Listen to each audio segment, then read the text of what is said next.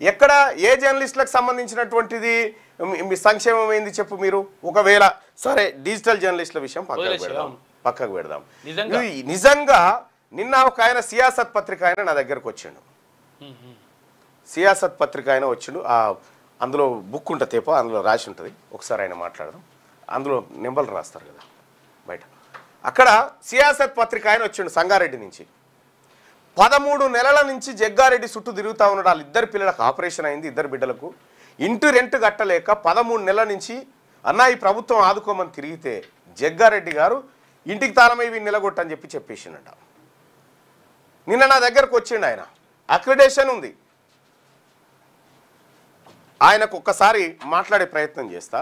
13 నెలల నుంచి ఆయనకు ఇంటి రెంటు కట్టలేని దుర్భర స్థితిలో ఒక పత్రికలో పనిచేసేటువంటి విలేకరి ఉంటే, సీనియర్ విలేకరి జర్నలిస్ట్ నిన్న డేట్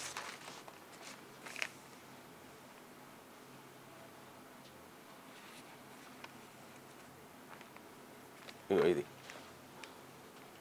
70950 7095076 ఇగో ఈయన వీను ఒక జర్నలిస్టు బాధ. అయిన అన్నీ ఉన్న సీనియర్ జర్నలిస్టు, మీరు చెప్పిన అర్హతలు అన్నీ ఉన్నటువంటి సీనియర్ జర్నలిస్టు బాధ.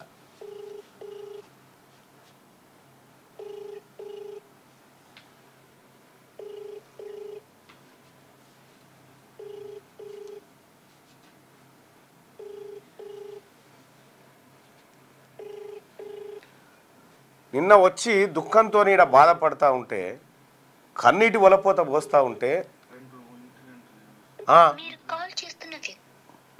లిఫ్ట్ చేస్తలేడు. ఆయన కుటుంబాన్ని మళ్ళా మేము ఆదుకొని తోలినాం. మరి ప్రభుత్వం ఉంది కదా జర్నలిస్టుల సంక్షేమం కోసం. ఏం ప్రభుత్వము, ఏం జర్నలిస్టులు?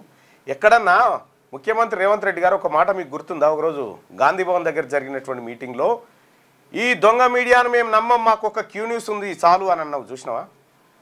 ఒక క్యూ న్యూస్ ఉంది, మా మల్లన్న ఛానల్ ఉంది, అది సరిపోతుంది మాకు అని చెప్పినావు కదా. ఈ పత్రికలు, ఈ మీడియా, ఈ డబ్బాలన్నీ కూడా మీకు వ్యతిరేకంగా పనిచేస్తున్న సందర్భంలో ఒక క్యూ న్యూసే కదా ప్రభుత్వానికి వ్యతిరేకంగా కొట్లాడింది. అప్పటికి డిజిటల్ ఛానళ్ళు కూడా ఇవేం లేవు. అప్పటికి డిజిటల్ ఛానళ్ళు లేవు, ఈ కథ లేవు, కార్ఖానాలు లేవు. సరే ఇప్పుడంటే తలా ఒకటి పెట్టుకురు, తప్పేం కాదు, పెట్టుకోవచ్చు. కానీ ఇక్కడ ఆ రోజు ఆ బయట కూడా ఉంది నా దగ్గర, నరేష్ నడి తెప్పి ఆ బయట కూడా ఉంటుంది. ఒకసారి ప్లే చేస్తా. ఈ పత్రికల మీద, ఈ ఛానళ్ళ మీద మీరు మాట్లాడినటువంటి మాటలు అనేకం ఉన్నాయి. ఇప్పుడు డిజిటల్ మీడియాలో సరే ఎస్ మీరు అన్న దాంట్లో కొంతవరకు ఏకీభవిస్తాం. ఎందుకంటే కొంతమంది కొన్ని పార్టీలకు కొమ్ముగాయడానికి వాళ్ళు ఏ తప్పు చేసినా కూడా దాన్ని వెనకేసుకొస్తూ ప్రభుత్వాన్ని పదే పదే ఇబ్బంది పెట్టే కార్యక్రమం చేస్తూ ఉన్నారు. అవి ఒక 23 ఛానళ్ళ వరకు ఉన్నాయి. అవి కేటీ రామారావు పెట్టించిన ఛానళ్ళు. సో వాళ్ళ జర్నలిజం గురించి ఇక ఎవరికేం డౌట్ లేదు, వాళ్ళది మోతాదే. వాళ్ళకు దీనికంటే ఏది ఇంకా ఎన్ని ఒక చాలా 23 దాకా ఉన్నాయి. దాన్ని కేటీ రామారావు గారే జాతాడు, ఆయనే ఫండింగ్ చేస్తాడు. అటువంటి వాళ్ళ విషయంలో మీరు మాట్లాడితే ఎవరికేం పట్టింపు లేకుండే. కానీ నిజాయితీగా పనిచేసేటువంటి కొన్ని ఏది డిజిటల్ మీడియా ప్లాట్ఫామ్లు ఉన్నాయి, వాళ్ళని మీరు విమర్శించడం అనేది ఇది జీర్ణించుకోలేని అంశం. ఇవాళ నువ్వు కొత్తగా శత్రువులను తయారు చేసుకొని సాధించేది ఏముంది? డిజిటల్ మీడియానే లేకపోతే అసలు నీ ప్రభుత్వం ఎక్కడిది?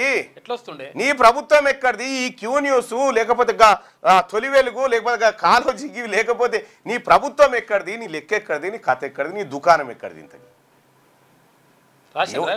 ఎవడు కాంగ్రెస్ పార్టీ ఎందుకు అవసరమో ఈ దేశంలో కంటే ఎక్కువ అన్ని సొంత డబ్బా కొట్టుకున్నావు. కానీ మేము ప్రభుత్వం మీద పోరాటం చేసినాం. ప్రభుత్వ స్కీము, ప్రభుత్వం చేస్తున్న మోసాల మీద అప్పట్లో పోరాటం చేస్తే ఈ ఫలితం ఇవాళ గద్దెనెక్కిన తర్వాత డిజిటల్ మీడియాని అందరిని పట్టుకొని సీనియర్లు జూనియర్లు అంటే ముఖ్యమంత్రి రేవంత్ రెడ్డి గారు, నేను జర్నలిస్ట్గా ఉన్నప్పుడు నువ్వు వార్డు మెంబర్ కూడా కాదు, నేను అక్రిడేషన్ జర్నలిస్ట్గా ఉన్నప్పుడు సింగిల్ వార్డు మెంబర్ కూడా కాదు. నీకంటే నేను సీనియర్ని, మరి ఈ రంగంలో, ఈ రాతకోతల రంగంలో నీకంటే సీనియర్ని.